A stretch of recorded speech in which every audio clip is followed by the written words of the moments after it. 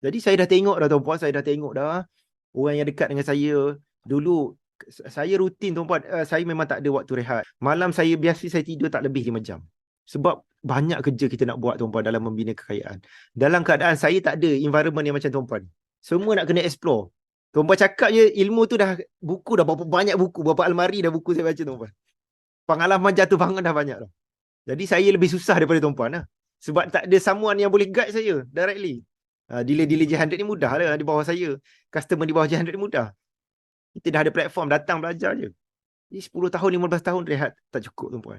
Selalu saya nak demam darah kan, selalu doktor test kan, tekanan darah tinggi tu. Sebab tak cukup rehat. Tuan-puan akan tengok, sama saya tuan-puan akan tengok, saya ni berjalan cepat, makan cepat. Sebab apa? Banyak kerja nak kena siap. Nak kena siap kan. Makan cepat, jalan cepat. Orang cakap, Cik Su jalan laju. Oh, memanglah. Kita banyak kerja nak kena buat kan. Sebab tu jalan laju. Makan cepat sebab buang masa makan lama-lama ni. Tak bagus makan cepat ni. Tapi dah kerja banyak. Banyak dah tuan-puan saya tengokkan ahli keluarga saya, kenalan saya. Waktu muda dirasa inilah waktu nak work-life balance. Work-life balance tuan-puan.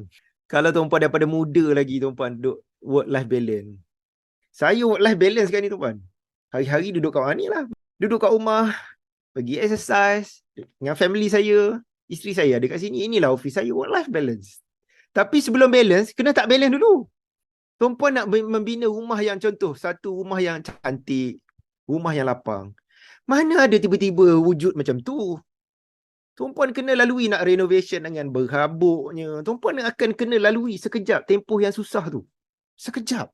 Kalau tuan-puan tak sanggup hadap, tuan-puan tak akan ada rumah yang cantik, tersergam, indah, serba-serbi okey. Tak ada. Kena lalui proses susah tu. Kalau tak lalui sekarang, susah kemudian.